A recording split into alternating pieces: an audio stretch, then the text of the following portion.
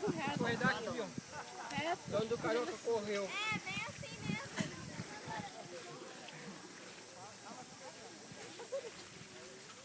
Tá filmando? Esse negócio é fachada, né? Depois coloca no Orkut pra colocar no YouTube. Eu ia. Ergue o joelho. A mãe. Você aguenta nem correndo. Mas tu vê sonhar de cara na areia. Ai, o nariz. Ai, meu nariz é foda. Mas já tá metade. Ergue. Não, é isso.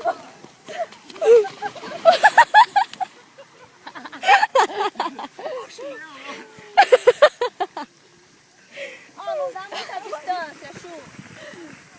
Vai mais assim, daí você dá aquela voltinha, mas não fica muito longe do mar. E vai correndo com o joelho alto mesmo.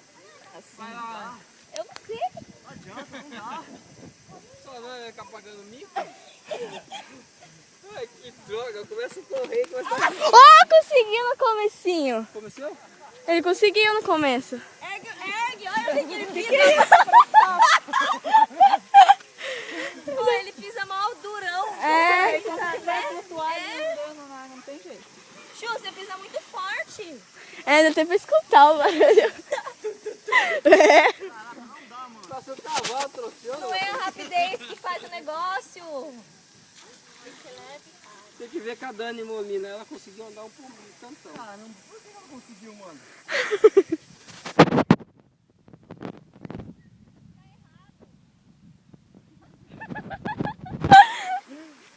Acho que eu vou lá de baixo pra me tirar as fotos de lá, eles viram das caretas. Carioca, você conseguiu um pedacinho.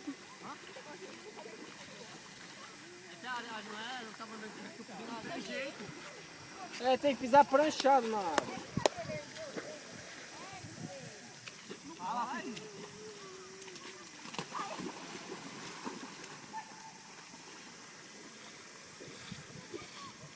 Nossa, cansa demais correr.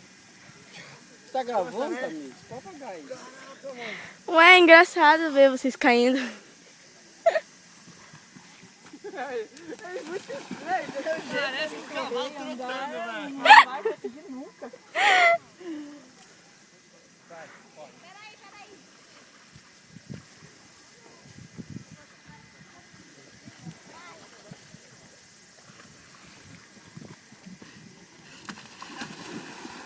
Não dá, velho.